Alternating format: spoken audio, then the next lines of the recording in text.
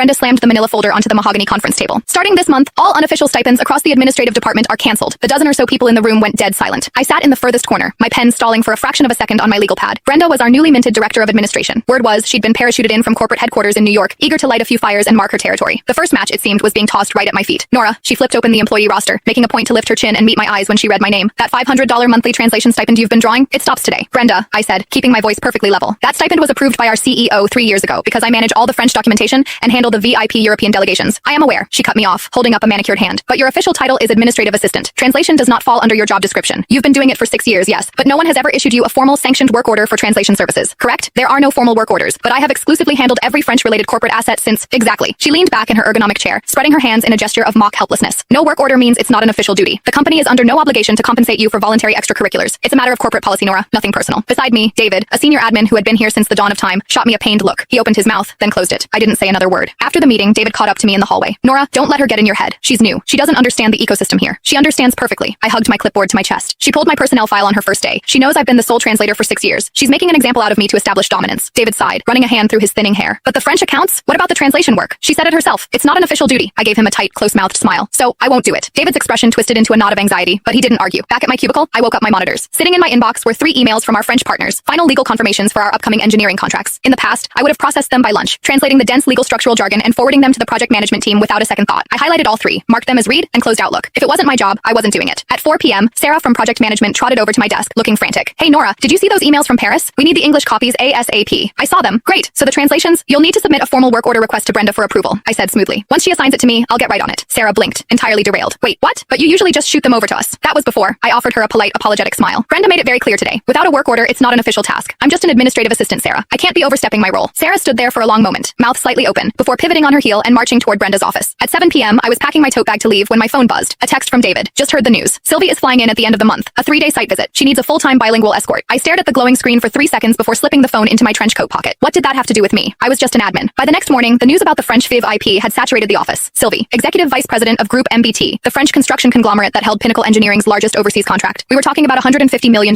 deal. Every year, she flew to Chicago for a site inspection. Every year, for 6 years, I had been her shadow, her voice, her cultural liaison. 6 years, 0 mistakes. Nora, step into my office. Brenda was standing in her doorway. I followed her inside, and she clicked the door shut behind me. I assume you've heard about Sylvie's visit at the end of the month? I have. You'll resume your duties as her primary interpreter. I looked at her. Really looked at her. Brenda, you explicitly stated yesterday that translation is outside my job description. A flicker of irritation crossed her face. This is an exceptional circumstance requiring an exception to the rule. She is our most critical international client. Will my stipend be reinstated then? She paused, her jaw tightening. Company policy has been updated. We cannot make financial exceptions for one employee. Consider this mandatory overtime. I'll authorize a few days of comp time for you afterward. Comp time. I let the words hang in the sterile